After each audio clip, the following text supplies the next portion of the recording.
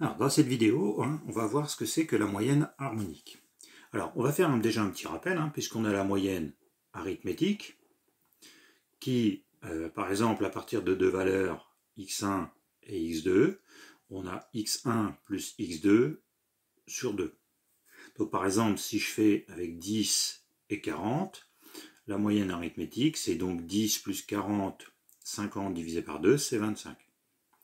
Ça veut donc dire que je peux, si je veux, si je veux voir un peu à quoi correspond cette moyenne, ça veut dire que si je veux remplacer mes deux valeurs par une valeur constante, la valeur constante, c'est comme si j'avais eu tout le temps la valeur 25.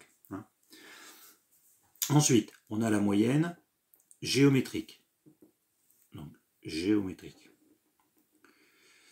Qui se calcule par racine carrée de x1 et x2. Alors ici, attention, il faut que x1 et x2 aient le même signe pour pouvoir avoir un signe positif sur le produit des deux.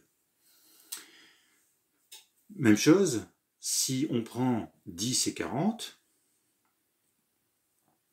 on obtient une moyenne de géométrique de racine de 10 fois 40, c'est-à-dire de racine de 400, on obtient une racine de 20.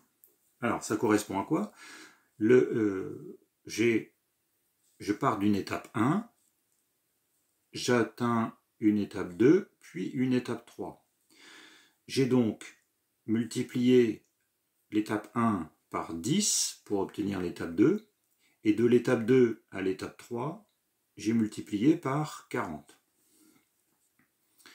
Et on voudrait savoir par quel coefficient constant je pourrais, en partant de l'étape 1, arriver à l'étape 3. Donc ici, si je fais une multiplication par 20, cette moyenne que je viens de trouver, eh ben, j'aurai le même coefficient, fois 10 fois 40, c'est-à-dire fois 400, 20 fois 20, 400. Voilà. Donc là, c'est une moyenne sur les coefficients. Alors maintenant, la moyenne harmonique.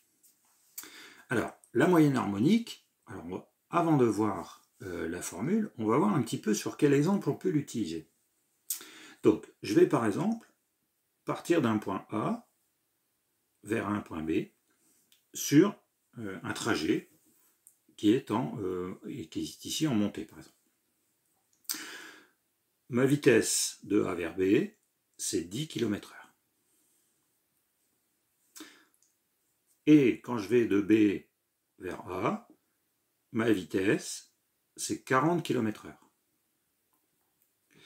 Et je voudrais savoir quelle est la vitesse moyenne sur mon trajet. Donc, déjà, on rappelle, vitesse, c'est distance sur temps. Donc V1, c'est D, alors D, c'est la distance entre A et B, sur le temps T1. Ça veut dire que cette distance, donc cette vitesse, elle est de 10 km/h. Je peux exprimer de la même façon V2. Donc toujours le même D, puisque je suis sur la même distance sur le temps T2. Pour trouver la vitesse moyenne entre A et B, donc la vitesse entre A et B moyenne, je vais faire la distance de AB, BA, c'est-à-dire 2D, divisé par T1 plus T2.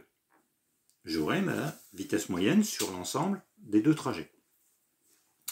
T1, si je l'exprime ici, T1, c'est D sur V1, donc D sur 10, et T2, c'est D sur 40. Et donc ici, j'ai donc 2D sur D sur 10 plus D sur 40. Et en factorisant au numérateur et au dénominateur par D, on peut donc simplifier par D. Donc il me reste 2 divisé par 1 sur 10 plus 1 sur 40. Et si je calcule, ça fait 16. 16 km/h donc de vitesse moyenne. Et là, ici, je fais apparaître une moyenne qu'on appelle la moyenne harmonique.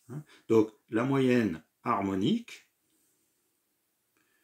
pour deux valeurs x1 et x2, c'est 2 divisé par 1 sur x1 plus 1 sur x2. Alors bien entendu, je peux calculer la moyenne harmonique avec plus de valeurs, hein, puisque je pourrais avoir x1, x2, x3, et ainsi de suite. Et dans ce cas-là, 2 ici, ça correspond au nombre de valeurs. Hein. Ici, j'ai 2 valeurs. Voilà. Donc 2, donc si j'ai 3 valeurs, ça sera 3, et ainsi de suite. Hein. Voilà. Et en fait, compte cette moyenne harmonique, elle intervient quand on a des valeurs quotients, comme ici, V1 égale D sur T1. Hein. Vous voyez, la vitesse, elle dépend du temps, mais le temps étant la valeur quotient. Et je peux ensuite exprimer, alors si je simplifie un petit peu cette expression, ça fait 2, donc je mets au même dénominateur, donc ça fait, ici je vais multiplier par x2 et ici par x1, donc ça fera x2 plus x1 sur x1 fois x2, et puis en déplaçant comme il faut, ça fait 2x1, x2 sur x1 plus x2. Et si on fait l'inverse avec le 2 qu'on ramène en bas, ça fait x1, x2 sur x1 plus x2 sur 2. Donc en fin de compte, on arrive à quoi? On arrive à x1 fois x2 sur, ici, la moyenne arithmétique. Donc ça, c'est une petite chose.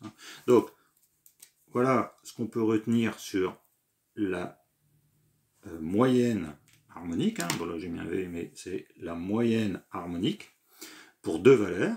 Et ensuite, si on en a 3, j'avais dit, on remplace le 2 ici par 3 et on fait l'inverse des valeurs que l'on avait ici. Toujours pour des valeurs, pour des expressions avec des valeurs quotients.